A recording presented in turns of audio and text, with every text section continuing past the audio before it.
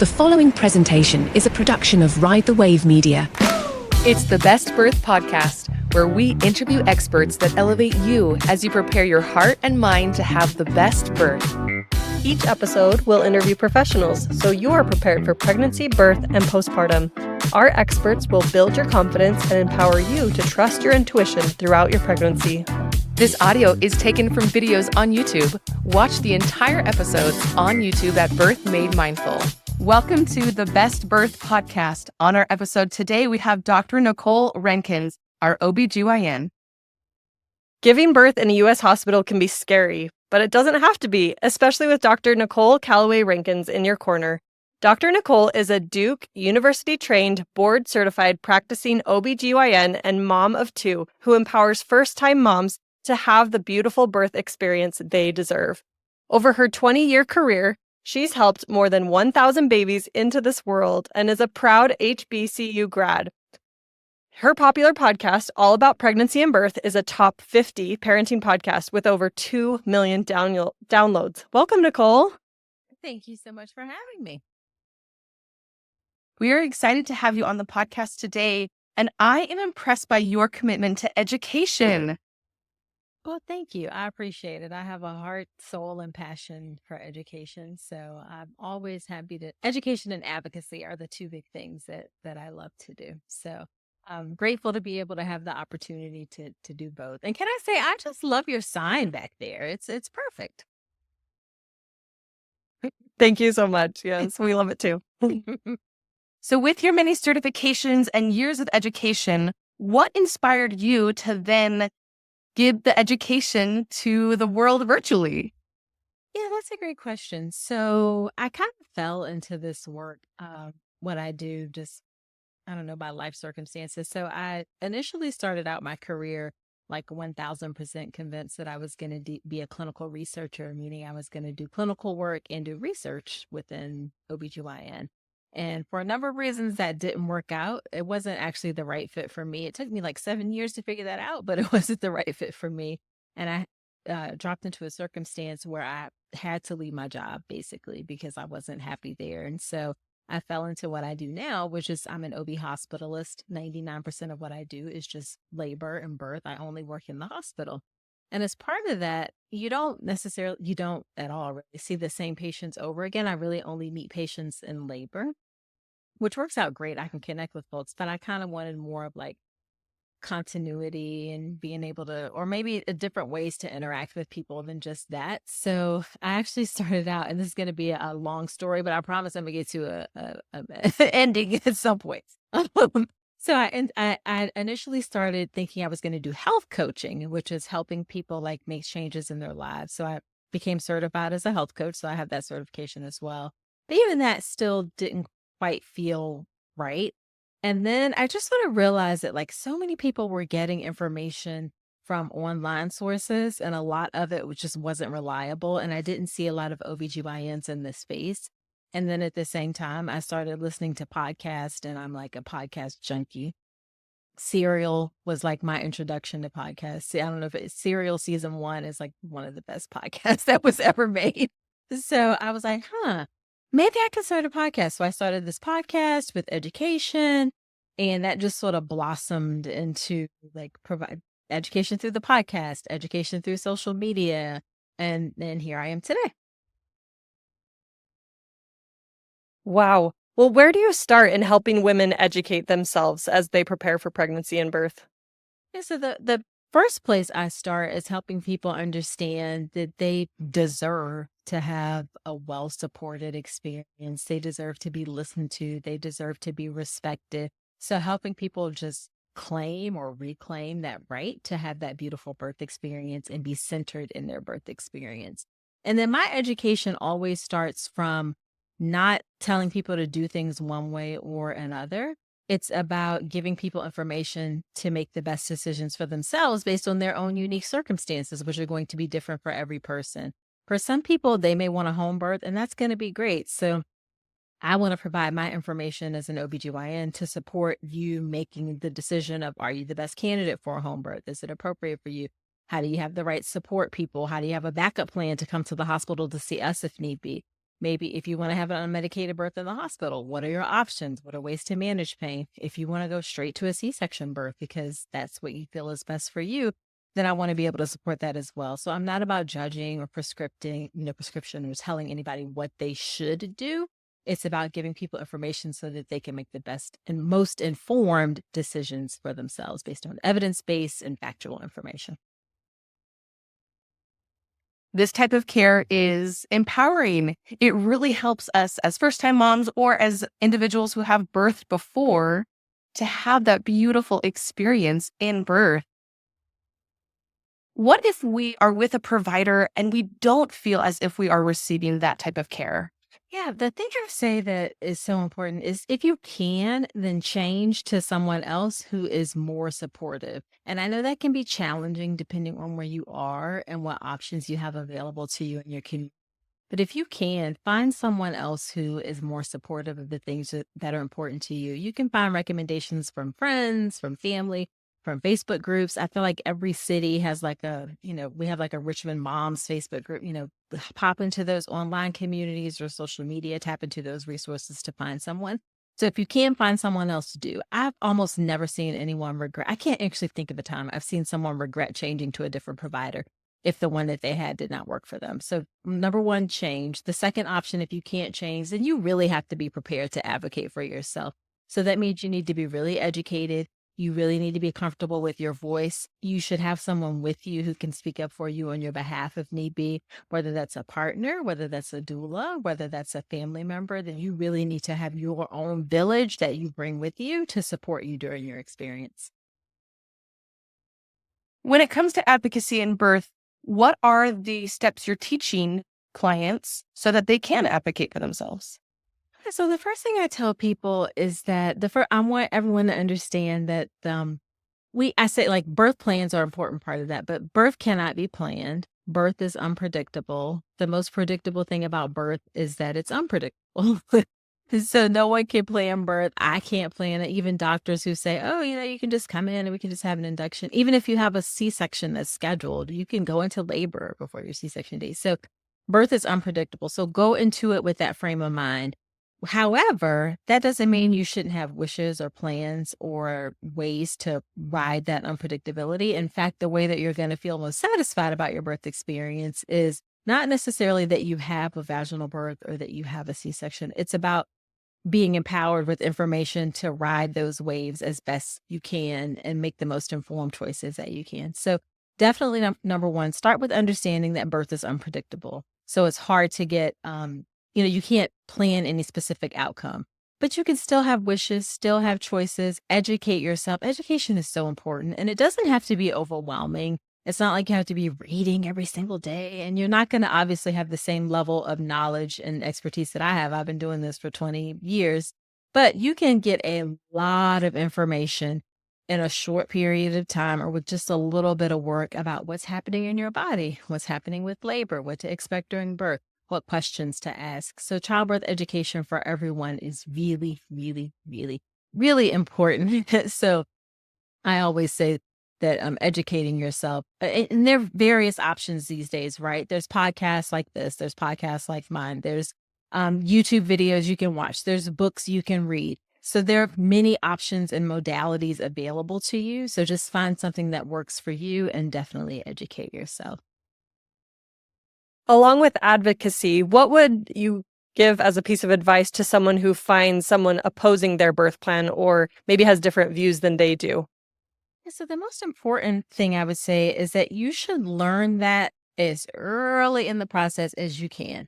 If you are learning that when you get to the hospital, that is too late, okay? Because then you're in birth, you're sort of stuck in the situation that you're in.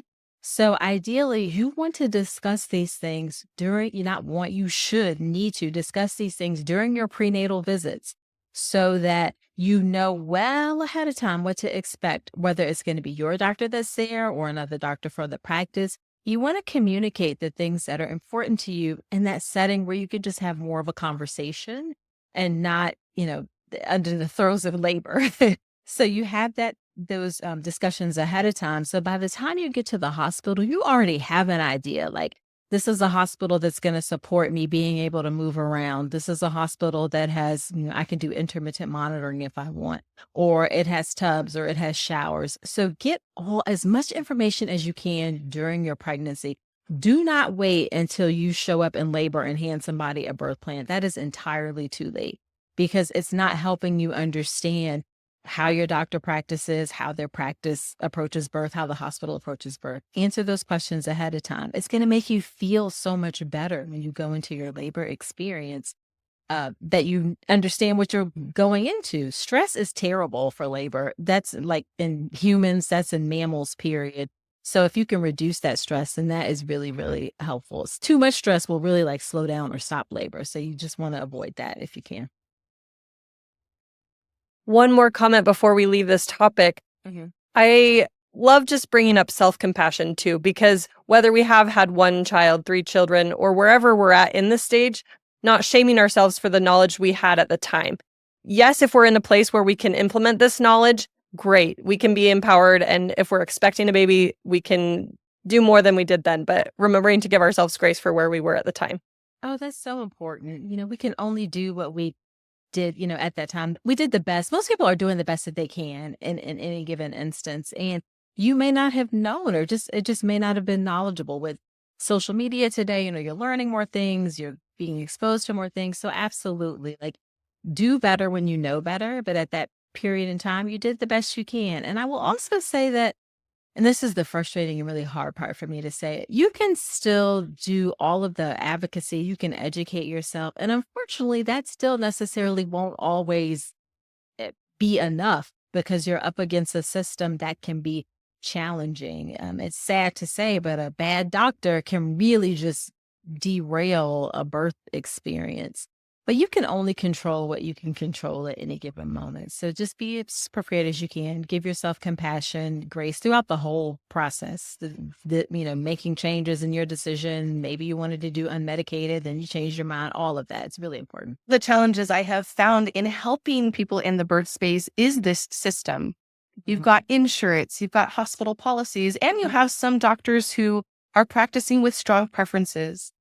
Can we talk a little bit about the C-section rate and how this has been rising and affecting women in their birth plans the last few decades? Yeah, we have been trying to work on the C-section rate, and it hasn't been that successful. So much of it, well, there are a couple things with it. One is just really trying to prevent that first cesarean, because once you have one, it's going to greatly increase your chances of having another one just because of potentially like lack of availability to try and have a vaginal birth next time. So it really needs to focus on 2 arms. Of course, preventing that first C-section, and then supporting women who want to try for a vaginal birth for the next one. Those are 2 separate things. So the preventing the first one is really about, honestly, it's about time and patience in labor.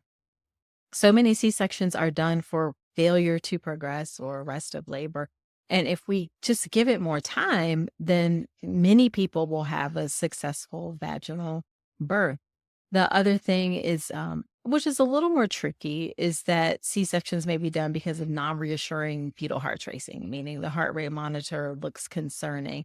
That's a trickier one because honestly, there's a whole gray area of how fetal heart rate tracings look, where the vast majority of the time babies are fine, but it's hard to know for sure.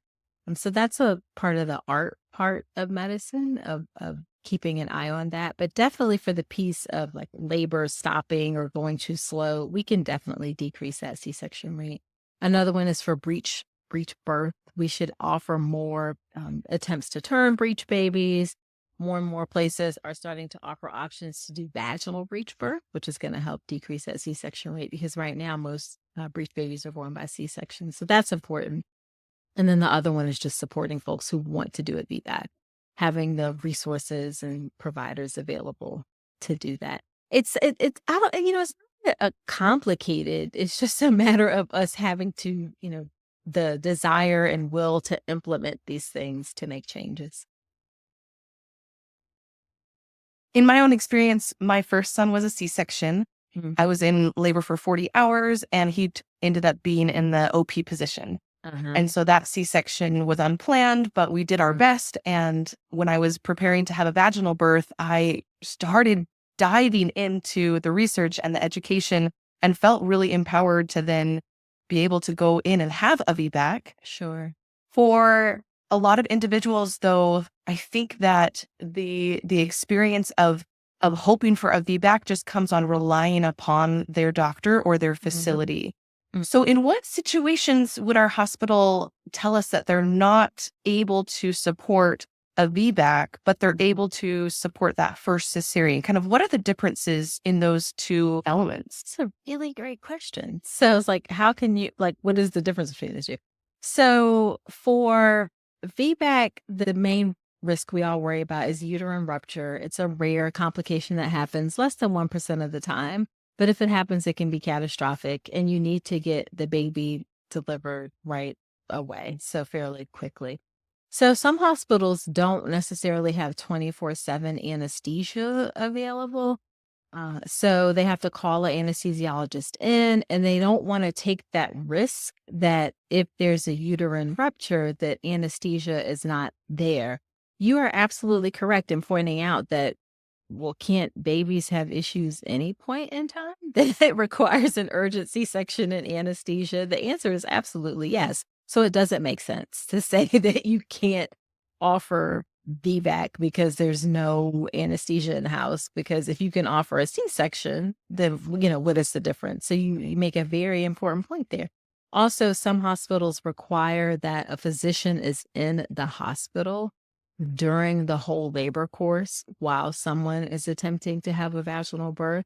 And the way our system is set up, not all doctors, when they're on call, are going to be in the hospital. Very often they may stay at home and just come in for the birth itself. So that's really a systems kind of issue. Can be overcome, again, if we decide that it's something that we want to do. In talking about births ending in C-section, is there something wrong with a woman pushing for 3 to 4 hours, or what does it look like from the pushing standpoint? No, no. I mean, 4 hours with an epidural is a point where we need to reevaluate and kind of see where things are. If there's continued progress being made, then someone can continue to keep pushing and shouldn't be encouraged to keep pushing as long as the baby's heart rate looks good. There can be an increased risk of infection the longer that you push, and it can also make a C-section more difficult the longer someone's pushing if it needs to get to a C-section point. So those are the things that are challenging. But no, there's not like something wrong with somebody pushing 3 or 4 hours. We've certainly had people push longer than that. Most people won't push that long. But some people have we've had lots of folks who push longer than that. As long as progress is being made and baby looks good, then we can keep going. Yeah, when an individual has an epidural, they may not have those same sensations that tell their body and tell their brain, okay, now's the time to push. 1,000. And so whenever I talk to friends who have been in long pushing stages, I always wonder, did they need to rest a little bit longer? Was someone coaching them to push even though their body wasn't ready? Sure. How can we, avoid that at the last stages of labor so that everything is smooth? Yeah, sometimes we need to wait. And even though someone could push, we need to maybe turn down the epidural so they feel a little bit more. We kind of start, practice, see how things are going. If nothing's happening because they can't feel anything, we're all wasting our energy having somebody push and nothing's happening. So in that case, it's like, wait for the epidural to wear off a little bit, turn it back a little bit so that people can feel more, try some different position changes and things. So we don't always necessarily have to push just because we can start pushing. There is a study that showed that you can there's a little bit of increased rate of infection if you what's called labor down and wait to start pushing. But everybody is individualized. You really have to take people's own unique circumstances into account. And not all studies apply to every single situation. And you just weigh the risk and benefits and kind of go from there. Before we leave labor and pushing, are there tools or maneuvers you use patients like as they're going through labor to help it progress? Yeah, so definitely movement is really important. Tiny, tiny millimeters can make a difference between a baby being able to fit and not being able to fit. So movement is important. So if you don't have an epidural, most people will naturally move on their own. So they will get up, sway or sit on a ball or those kinds of things. If you have an epidural, it's important to know that you can still move. You just need a nurse who is supportive and can help you move and get in different positions. You don't want to just be laying in bed in the same position all the time. We use something called a peanut ball a lot to help with opening up the pelvis. It's literally shaped like a big peanut, and you can put it in between someone's legs and it helps open up the pelvis. We can tilt the bed. We can do things like spinning baby maneuvers where you move the legs and do different things. You can even get in hands and knees with an epidural if you feel like you have enough support. It just requires some will with the nurses and assistants to do it. So a hospital that is comfortable with helping people move with an epidural and not just sit there the whole time. Okay, and then after birth, can we talk about the fundal massage? Is there any other way to make it a more pleasant experience? I know I always dreaded those. Yeah. No, that's the that's the short answer. No. I always feel so bad. And let me tell you, I'm so terrible because usually the nurses do the fundal massage.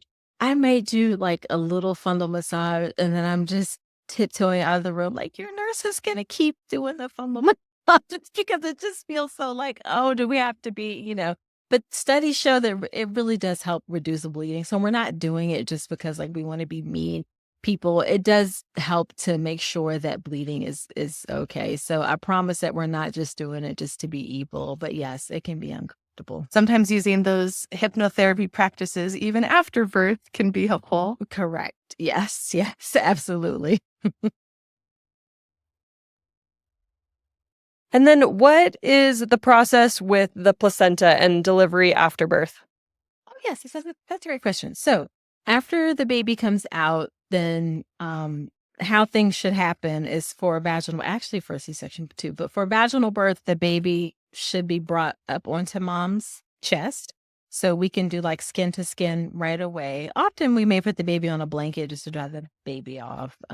But baby can be put right on mom right away. That initial assessment of baby should be done while the baby is on the mom. There's no reason to take the baby over to the warm or anything like that. We can all just come to the bed and get in there and check the baby out and make sure everything is okay. So that is happening. Then we should be doing delayed cord clamping, which is the process of waiting to clamp and cut the cord for 30 seconds to a minute. Those are the studies that showed the benefit. And all of this is related to the placenta because we have to give it some time. So 30 seconds to a minute to wait to cut the cord. It can be longer. I'll usually wait to clamp and cut it when it's stopped pulsating.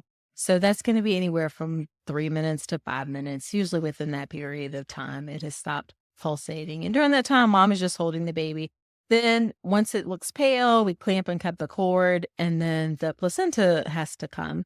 And that can be up to 30 minutes until we get concerned that, is the placenta not coming the way we want it to? That if it doesn't, then that's called retained placenta, and we have to reach in and get it. That does not happen very often. Most of the time, it's going to come out. Studies have shown that gentle traction on the placenta, not yanking the cord, but just a little bit of gentle just encouragement can help the placenta to come out. And then that usually happens within about 30 minutes. And I always offer people the opportunity to see the placenta. I think it is such an amazing organ. You can ask to see your placenta if you want to, just to see what it looks like, see the sac, see like a whole baby was literally just in that sac, and see what nourishes the baby and the cord. So definitely ask to see your placenta if you want to. It is quite a remarkable organ, and everything that it provides to the baby is just a miracle. Yes. Yeah. You probably have not had a lot of patients that ask for a Lotus birth, but is it a safe practice for the baby to be attached to the placenta long term until it just naturally? Yes. So we don't have a lot of patients that ask for a Lotus birth. We do have a small number who ask to keep the placenta. The concern about a Lotus birth is the risk of infection. It is an organ, and having an organ out and exposed to elements and the air and bacteria and things, bacteria can develop, and there's still that connection to the baby. So the baby can potentially develop an infection. It's not something that's well studied. So I can't say based on studies that, there's a demonstrated higher risk of infection, but that's the theoretical risk that you're going to get a risk of an infection after that. And I will say that like in that Lotus birth is not something that in the past or historically that humans have done with birth. Like we've always separated the placenta shortly after birth. So it's not something that has like a historical basis. So there's no demonstrated benefit that I am aware of keeping the baby connected to the placenta, because once it is pale and there's no blood flow going through it anymore, there's no like transition of anything between the placenta and the baby. So I'm not even aware of what theoretical benefits people are looking for. Like I know theoretical benefits of people consuming the placenta afterwards, like placenta encapsulation, and we could talk about that if you want to, but I'm not aware of any like theoretical benefits of keeping the placenta attached. When it comes to placenta encapsulation, there hasn't been many studies or research done. Can you share some of the pros or cons of placenta encapsulation? Yeah, again, you're right. Not a lot of research done. There is some small data that maybe it may help with bleeding afterwards to consume the placenta. It can also help with mood and reduce the risk of postpartum depression with consuming the placenta. People just have thought that it may help with healing in general. So those are the main benefits, mood and bleeding afterwards. Now, if you do decide that you want to do placenta encapsulation, then you definitely need to do it in a way that's safe. So the placenta needs to go on ice afterwards. So that helps, prevent any bacteria. If you have an infection diagnosed during your labor, then you don't want to consume your placenta because you're going to be eating an infection, and that's not, healthy. If you have group B strep during your pregnancy, it's probably going to be in your placenta. So you don't want to do placenta encapsulation. Then there is one small study of someone who consumed their placenta afterwards, and the baby got group B strep infection. And they thought it was from the mom consuming the placenta, and then somehow the group B strep getting into breast milk. Now, the dots connected between that are not very clear, but it was the same strain of GBS that was in the placenta, apparently. Like they tested the pills afterwards that the baby got. So that was like one case report. So that is theoretically possible. The other thing you want to do is if you have someone who does it, this isn't something that's regulated. So you need to make sure they're doing it in a clean space. You need to make sure they're not mixing your placenta with anybody else's placenta. And that there are some certifications, I believe, that are out there to do it, but that they're doing it in a way that is hygienic and keeps it as safe as possible. Do you have any other recommendations for improving mood or helping during the postpartum period? Yes, I would say get some help if you can, so that you have the opportunity to just rest, both physically and mentally. Don't feel like you have to, especially in the US, there's this snapback nonsense of getting right back into things, and you got to get back into working out, and you got to get back your pre-pregnancy body. Just stop all that. Take some time and just kind of be in the moment of having your baby and just connecting with your baby. Both of you all are getting to know each other during this period. So if you can get help with things so that you can just focus on that, that's great. We definitely underutilize postpartum doulas. So if you don't want to do a birth doula, maybe you want to do a postpartum doula. And you don't have to do a postpartum doula every day. You can have somebody come in once a week. Even once a week for a few weeks is going to be helpful to give you some tips on how to do things with the baby, give you a little bit of a break, help clean up. And if people ask for help, then don't be afraid to tell them, yeah, I need 3 freezer meals, please. So be okay with accepting help and not feeling like you have to do all of the things on your own. I think that support can definitely help with your mood. And if you're finding that you're depressed, beyond the blues, then definitely seek out help also in the form of professional help if need be. Maybe you need a therapist. Maybe you even need to start medication. But don't be afraid to get help in that postpartum period to help with your mood. I love your advocacy work as part of your life mission. Could you speak to racism for a moment and why racism is still prevalent in the birth space? Yeah, I mean, if somebody could figure out why racism is prevalent in the world, we could like just have so many because it's like completely made up construct that has no biological basis whatsoever. So it's just, I think historically, we're just still dealing with centuries of racism in the United States and stereotypes that are ingrained in our culture, often on a subconscious level. Because you have so many people who say, I'm not racist, and they're not willing to see that maybe they are making decisions or choices based on that person's appearance without knowing it necessarily. We all have instances where we judge folks, right? Where it's just a human tendency, it's a human nature, or where we make assumptions based on people, based on the way they speak or the way they look or things like that. That's kind of a natural thing. Where we have to stop that and use our higher thinking human brains is deciding like, I did this thing. This doesn't make sense. Now I'm going to make a different choice. So it's okay. I think we need to open up the space to acknowledge that, yes, sometimes we do make decisions based on the way people look. It's how you act on those decisions. And are you willing to change course and realize, you know what, that wasn't based on anything that is real. I need to do something different. Yeah, when you look at some of the numbers and the statistics, it's devastating that it is still showing up in very real ways. Mm-hmm. Mm-hmm. Yeah, like my risk of having issues with pregnancy as a highly educated, college-educated Black woman is about the same as a white woman who completed high school. Like something is wrong there.